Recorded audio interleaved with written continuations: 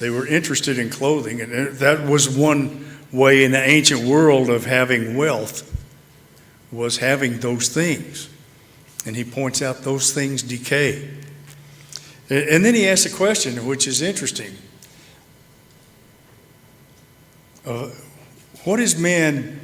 I'm going to ask you see if you get to the same conclusion I got to. How is man different from every other creature on this earth?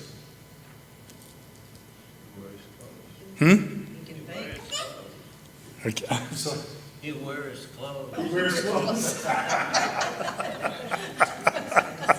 That's one. He can think. He has a brain. He can think. He has a brain. And it's not just reactive. The human brain has the ability to be outward looking, whereas every creature is reactive to their environment that they're in. Okay. Jamar? I'm confident this isn't the answer you're looking for, but it's always been very interesting to me that humans, we have a sense of humor, and no other creature does. Okay. How do you mean that? Well, moments ago we broke out in laughter. Okay. Other animals don't, as far as we know, they don't understand humor. It's the highest level of linguistic ability. Okay.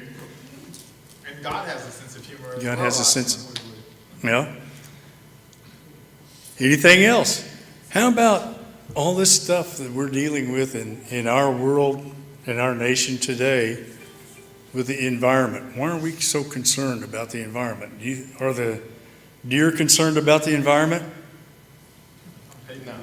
Are the water buffaloes concerned about the environment? They're not concerned about it. Why do they keep moving when the food runs out? But they don't plan ahead what they do. They just kind of go with the flow, don't they? They just react? They don't, it's not like they worry about what the next generation's going to have. We do. Hopefully, the next generation will get back to not having boy-girl change things. Okay.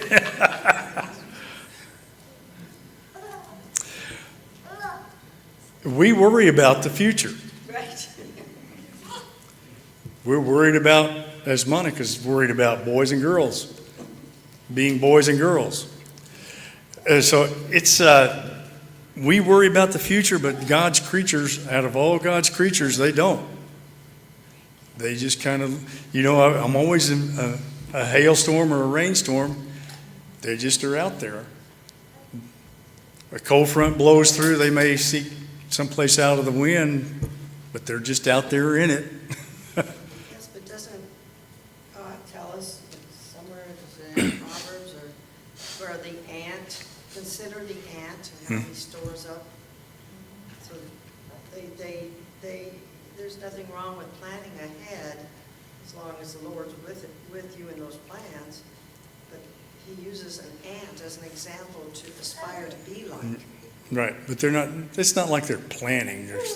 That's their nature. Well, it's instinctual, but they do. Squirrels, similarly. Yeah. But like with the environment, we're very fortunate that someone planned ahead to keep all these national parks or they'd be covered in concrete. So something like that. Or with cable cars. Yeah. But, so, Mike? Just to add, another thing that us humans is we're able to turn up our technology. Like right now, we're all looking at AI. Like where we're going to go with that, Because they're looking at things that in the future that AI is going to do that we don't have to worry about. We can build it and AI will make it, and we could have a Smitty teaching a Sunday sermon, and AI. Well, it'd have to be a new and improved version because. So I mean, we're the only set of humans. Nothing else can do that. We have technology. We're able to advance ourselves in that direction, and Genesis makes it clear. He put man above all creatures. He put man above all creatures, put man in the garden to dress it and keep it. Right. Man is placed to care for the earth. We haven't done that great a job of it. We could probably do better, but we hope for the kingdom to be restored so that we can have what God intended for us to be. But in this context, he's using like the bird to show us, like what I think you're saying to us is, we worry too much. God's telling us you need to be more like the bird who doesn't, worry that much. Yeah, and the point is, if God takes care of a bird that falls to the ground, and he knows when a bird falls to the ground, how much more valuable are you to God? We are made in God's image. We are made in God's image, and God will see that we're taken care of. Now, that doesn't say we don't have a part in that. I'm not saying we just sit back and say, God, take care of me. But even the animals, they go out and forage, and you pointed out the ant stores away, squirrels put nuts in the ground. Just an aside, I was watching a deal the other day. Scientists get to research weird things, but a professor at MIT or somewhere studied a squirrel, and he mapped where a squirrel buried their nuts one fall, and then through the summer he mapped where the squirrel went back, and the squirrel knew where every one of those nuts were. It's pretty amazing how God made that critter. You think it's just kind of randomly placed out there. How will they ever find them? But they know where they are. Anyway, so what did God make of that animal? And it's amazing what God has made in this world around us. So anxiety, when I was a youngster, I used to think of anxious as being eager for something to happen.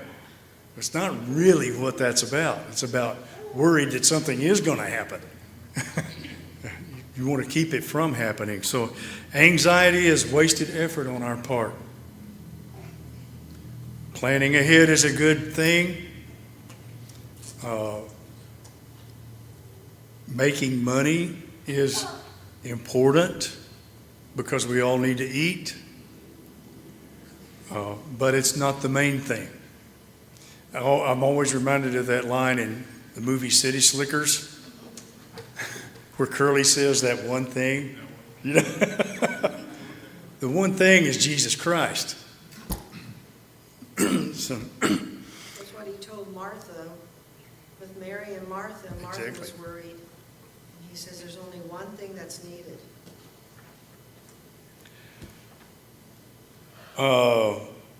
I found a reference that Benjamin Franklin said just before the Constitutional Convention, as he was going in to the Constitutional Convention. He said, God governs in the affairs of man, and if a sparrow cannot fall to ground without his notice, is it probable that an empire can arise without his aid? Pretty wise thinking on old Ben's thought problem. Would also refer you to 2 Corinthians 3:14 through 18 and 1 John 2:15 through 17. Now we're going to move into judging. Oh, I did have another question here.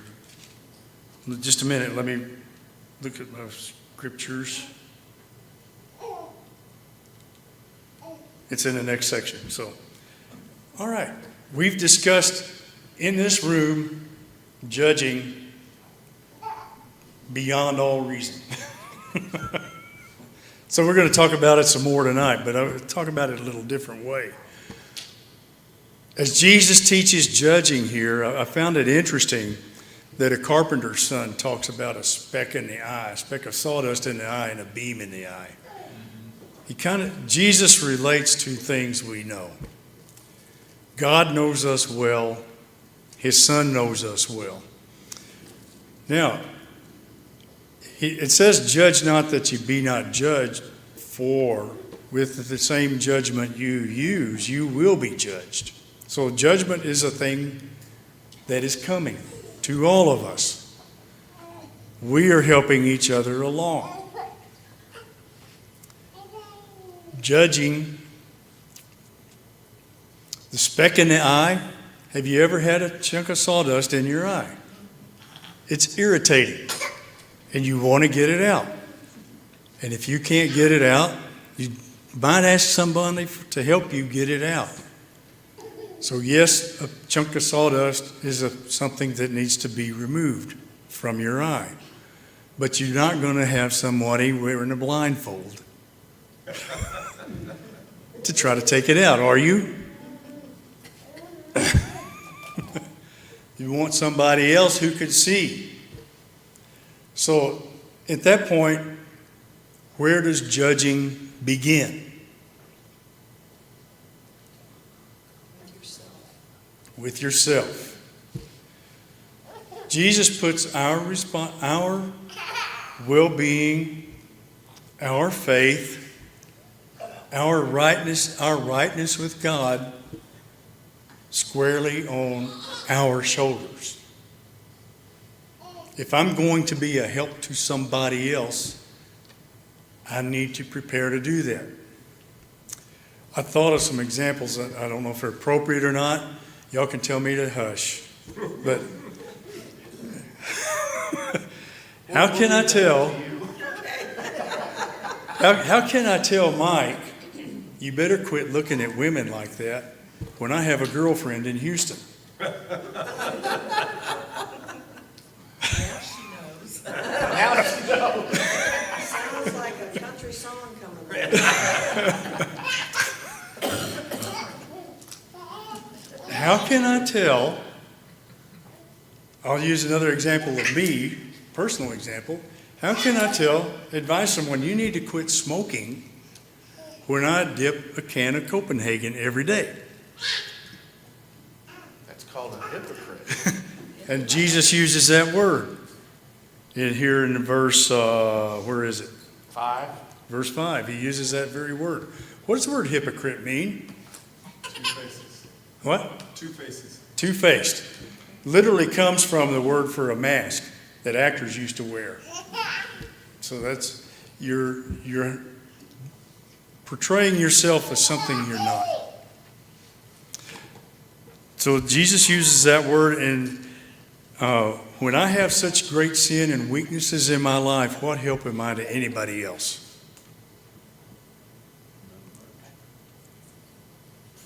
How can I be help to you? How can you be help to me if you have greater sin, even greater sin than I do? One, you might not want to listen to me because you know what I am. And why am I going to take advice from you? So, yeah, Kevin. Agree 100%, but there's a part of me, I'm thinking about advice I get sometimes, that depending on who it comes, if they don't have a clue, I'm thinking about someone who presents themselves as holier than thou, kind of, and maybe hasn't walked in my shoes. Like, really? Whether it's a hypocritic or not, I'm not sure. I don't think so. I mean, I just know people that like, you don't really understand the situation I'm in to give me advice. I used to think my parents were that way, although now that I'm closer to their age, I realize they probably knew more than I thought they did. But I do think, I'm not sure that's scriptural or if I'm actually kind of making that up, but I do think hypocrisy is clearly, if you're telling me to do something and I know you do it, not to do something I know you do it, okay, that's not going to work. But if you also don't really understand, I know people offer a lot of advice that don't have any But if you're trying to, I think it's try. I could read that as trying versus not trying. Fair point. I could relate to, say, a basketball team. That one player on the court is telling everybody else what to do, but he's staying on one end of the court, not running up and down with them. Who's going to listen to that player? Exactly. So that's why I think I could relate it that way. Well, people, they justify their hypocrisy.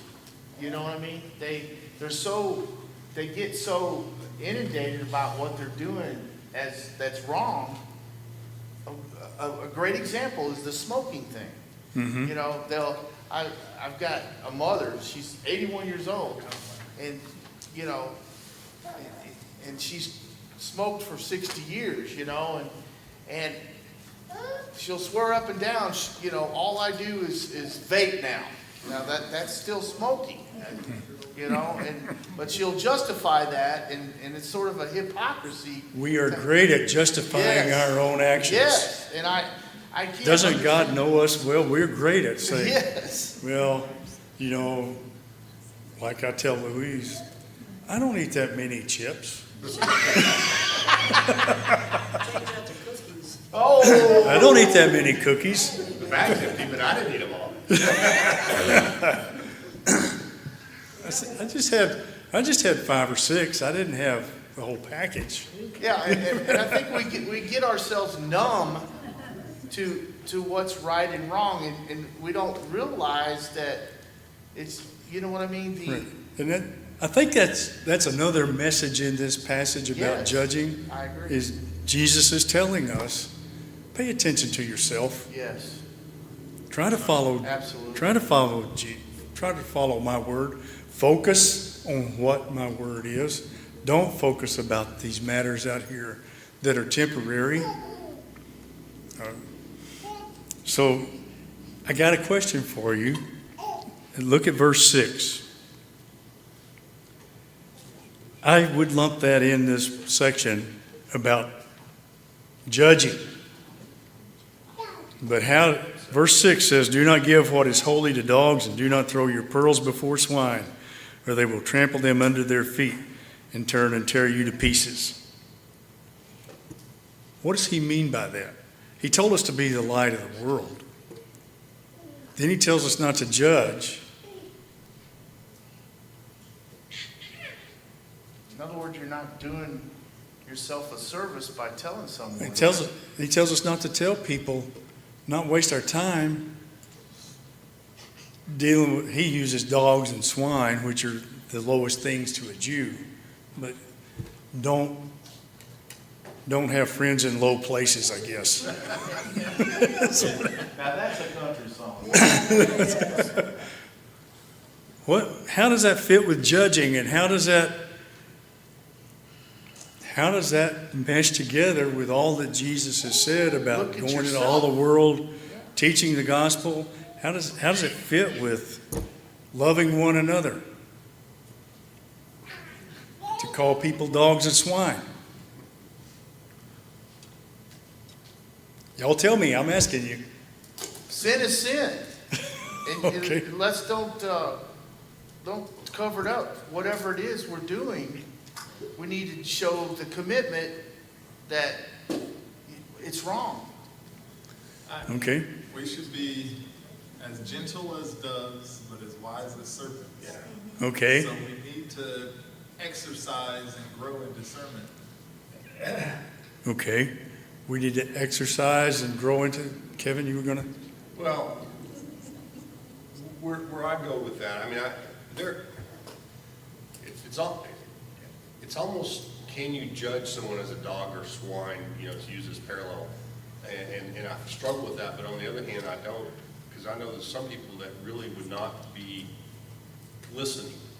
And that's throwing your pearls to swine. You know, it's why waste your energy in a situation where you know there's no potential return.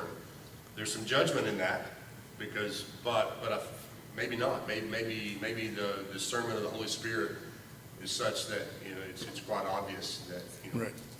Well, Jesus said in Matthew 10:14, when he was sent the apostles out on a mission work, going to towns and cities, tell them the gospel, those who receive you, enjoy your time there, teach them the word. If they don't, knock the dust off your feet, Matthew 10:14. It's like, my dad used to tell me, everybody deserves a second chance. But past that, it's grace or mercy. Yeah, as they say, you can put lipstick on a pig, but it's still a pig.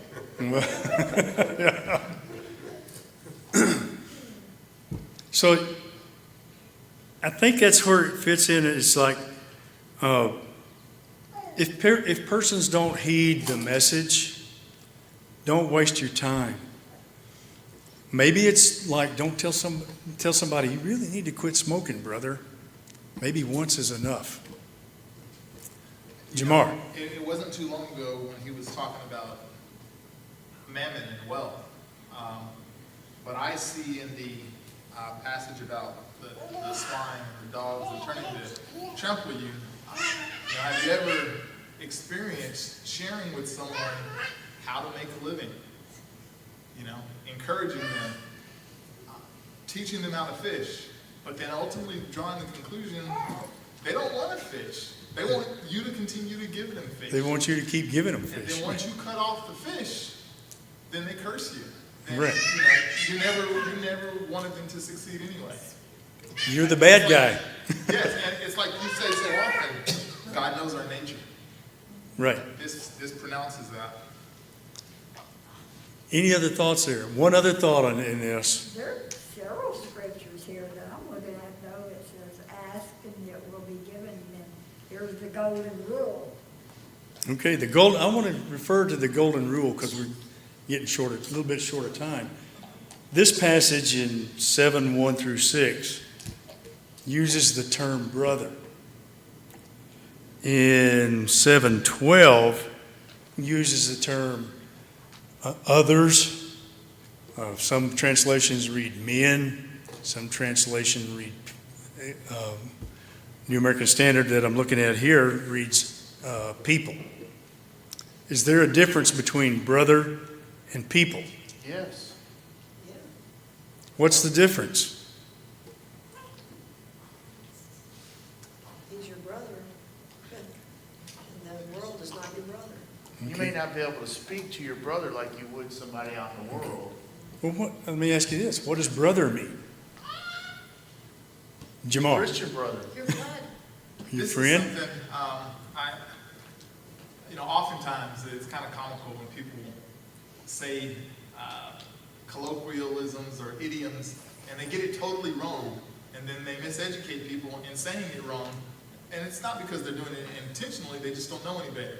And one of those things is blood is thicker than water. Okay. Blood is thicker. That's not the, what does this have to do with it? It applies. The phrase properly said is the blood of the covenant is thicker than the water of the womb, which means that even though this is my blood brother, my true brother is my brother in the Lord. Okay. The blood of the covenant is thicker than the water of the womb. That's pretty astute. Thank you. But you've heard blood is thicker than water. Yes. Yeah. I've had many arguments about that phrase. I was raised to think that. And I thought, well, what? So, yeah, blood is thicker. Oil's thicker than blood. So if someone, are the people in the Middle East my brother because oil is thicker than blood? Okay. I will explain how I came up with my explanation here. I looked up in my concordance, which has a Greek and a Hebrew dictionary, Chaldean dictionary in the back of it. I looked up the word that's translated for brother, and it comes from auto, the Greek word auto, however that's said, which means close to. So those who are close to us, as opposed to those just general people. So that's where I got that. Now, you can go home and study that on your own and tell me, Smitty, you got that totally wrong. That's okay. But, Proverbs says there's a friend who sticketh closer than a brother, Right. which is referring to Jesus. Jesus should be closer to me than my own. a couple of years ago, Louise discovered a passage in 1 Corinthians. It's 1 Corinthians 5:12 through 13. Paul's writing to the Corinthian church there, and he says, when I told you to stay away from sinners and adulterers and cheaters and liars, he said, I was talking about those in the church, not those in the world. And he said, let God take care of those in the world. So maybe our judging of the world is God's place and not our place. Maybe our purpose on earth is to spread the gospel, tell people about Jesus, Stand firm. and tell people about Jesus Christ, and let them learn of Jesus Christ, who gave himself for us to be right with God. And then our admonition goes amongst ourselves. How can I help you walk the walk and talk the talk? Did the apostles do that? I'm sure they did. They argued with each other. You go back to what we were just talking, don't cast your pearls before swine. Yeah. The whole point is Jesus is telling his apostles, go and teach the gospel to those who are receptive. Right. But if they're not receptive, Right. dust your feet off and Right. go. You've tried, but they will turn on you and act like swine and That's trample true. you.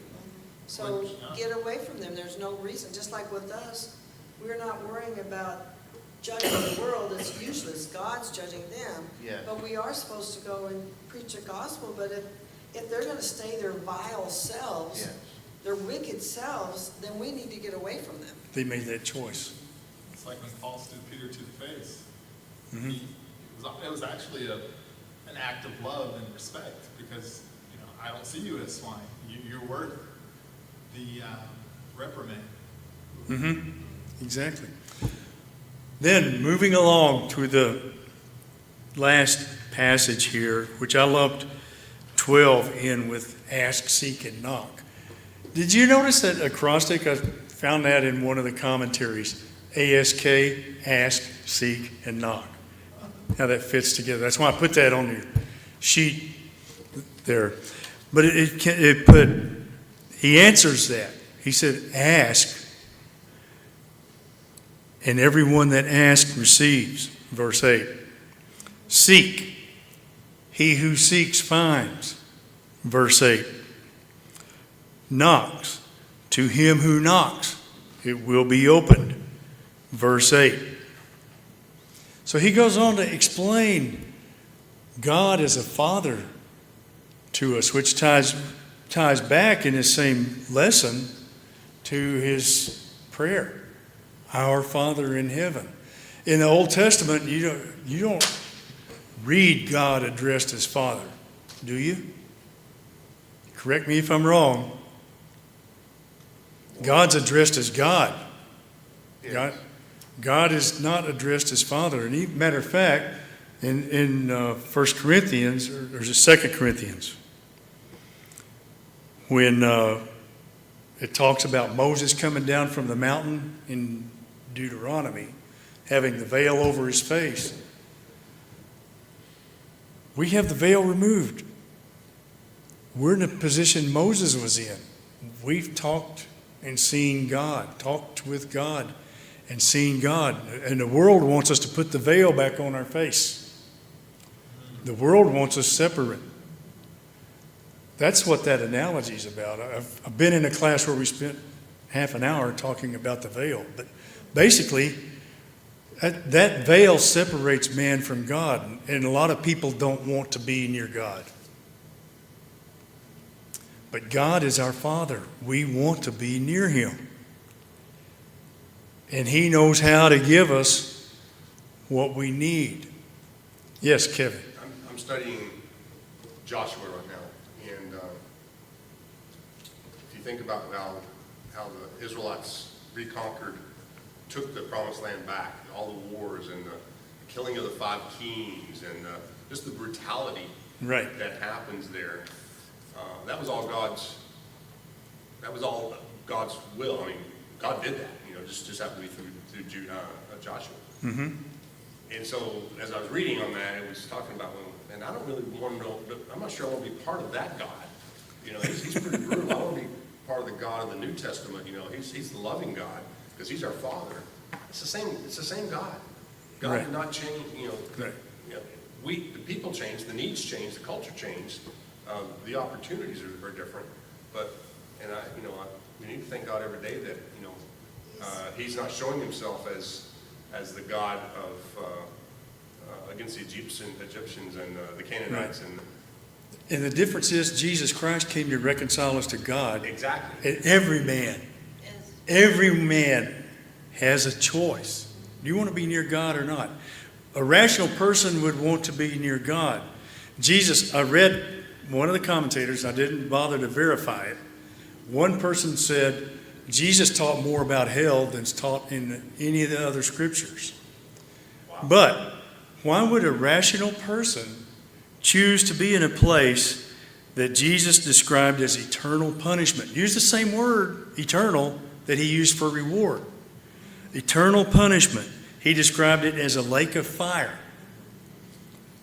Outer darkness, where there is weeping and gnashing of teeth. What rational person would want to be there? We want to be with God. We ought to want to be with God. So we have a choice, darkness or light, and we can show